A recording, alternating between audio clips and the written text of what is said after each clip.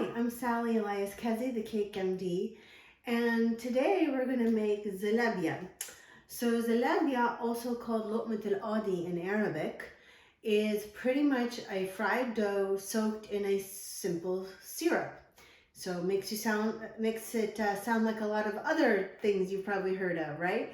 Like loukoumades from Greece, zappoli from Italy, even gulab jamun from India. But every culture seems to have a version of fried dough in a sweet syrup. So naturally, it's a pretty easy thing to make. Interestingly, the word Loqmit al-Adi in Arabic means a judge's morsel. So I thought actually that the word Loqmit al-Adi came from loukoumades in Greece. It's actually the other way around. The Greek word loukoumades came from Loqmit al-Adi in Arabic, or Loqma, which is morsel, il-Adi, which is mean of the judge. And if you look it up, there's some interesting history about how in competitions they would award people with a morsel of this sweet treat. So it's basically a honey ball, okay? There's no honey, but it's a sweet ball. All right, so super easy. I've got just a few ingredients here: all-purpose flour and salt and a little bit of sugar, active dry yeast. I've already mixed some of my water and sugar with my yeast. So there's 2 1/4 teaspoons of yeast, which is essentially a package of active dry yeast. I mixed that with a 1/4 cup of tepid water and a teaspoon of sugar, and it's come to the frothing point, so we don't need the sugar or the yeast anymore. Now we've got 2 cups of water left. You know, when my grandmother made it for us, she made it with warm water. That would make definitely the yeast to become active faster, but we're going to just do it with lukewarm water to kind of slow down that activity and give this about 3 hours before it's ready. That way it will have a very nice complex taste to it. Got a little bit of sea salt and my AP flour, and I'm usually using the recipe out of my cookbook that I wrote 15 years ago, but the recipe came from my grandmother, Teta Aziz. Her name was Isis. So we're going to start by 3 cups of flour in here. And so since this was given to my grandmother in cup measurements, I am not going to use a scale, although that's what I usually prefer. I'm just going to scoop and level. So 3 cups of flour.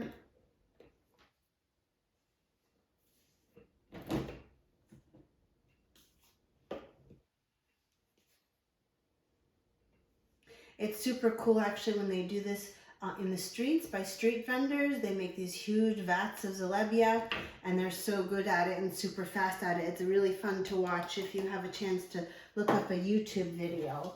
In that, we're going to mix in a pinch of sea salt.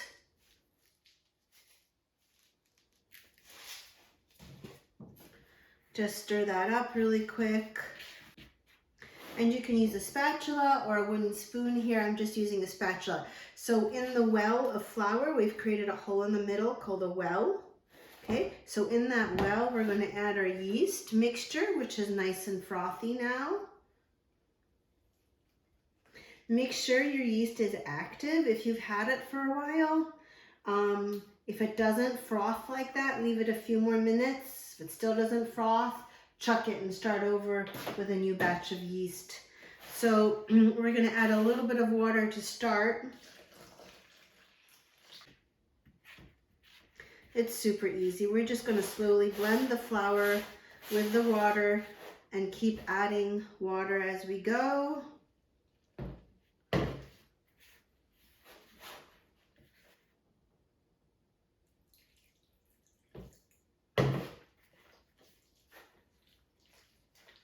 You're going to add the water a little bit at a time to make sure it's incorporated.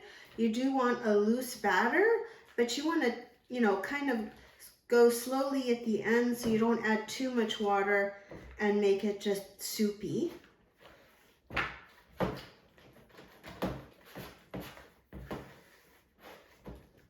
Yeah, so I am going to need all my water in this case.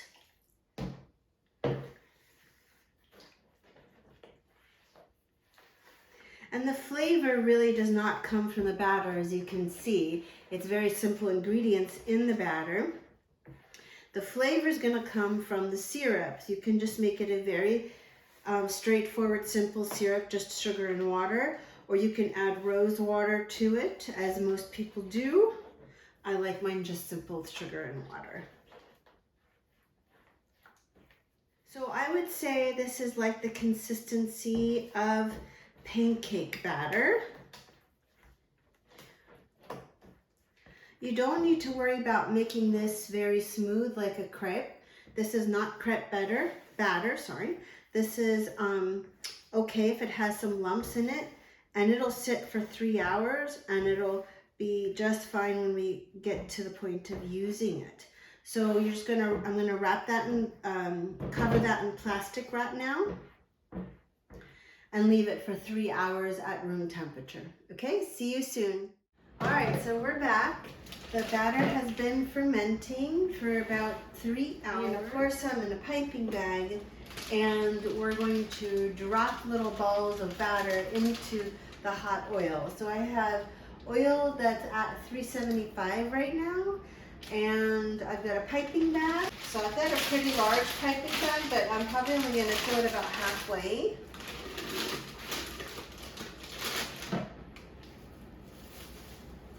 It's me. So the batter's pretty thick. It's developed some gluten. It's nice and bubbly.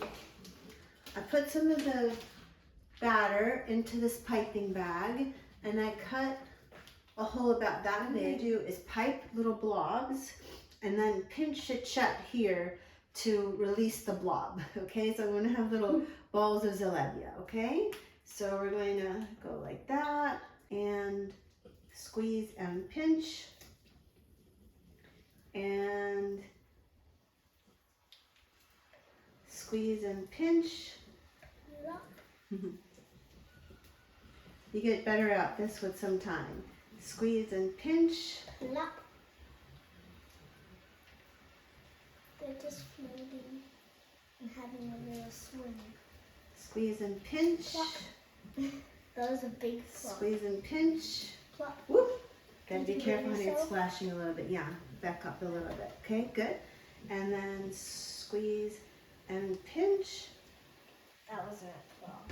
Squeeze and pinch. That was a flop. We'll get more rounder and better looking as we go. They're still good. They're just a little bumpy. They look nice.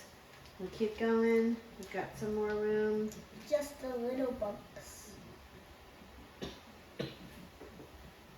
Squeeze and pinch. You have a job. After I pull them out of here, you're going to dip them in the syrup as soon as they come out. But what if they're hot? No, you're not going to touch them. So you're just going to be in charge of soaking them in the syrup, okay? Okay. And then I think we're going to do one more. Oh, with that thingy over there, the spoon? Yeah. So as soon as they're golden, we can actually cover this and keep the heat. So this deep fryer actually comes with a rack where you put like fries and stuff, but I took that out because there was not enough room for them to float around the oil, so you don't need a rack or anything in there. As soon as they're golden all over, we're gonna take them out, put them in the syrup, and then you're gonna soak them. And then once they're nice and soaked, we'll put them here and dust them with some powdered sugar, and they're good to go. But some people use the rack. Not for this. This really would not be worth. This Some would not. people. No, who's these people? Do you know them? What are their names? Random people. Oh, do you know their names though? No. Oh, I see. Okay. All right, and then we'll get ready. We'll get ready for the next batch here. So we're gonna come back in just a minute.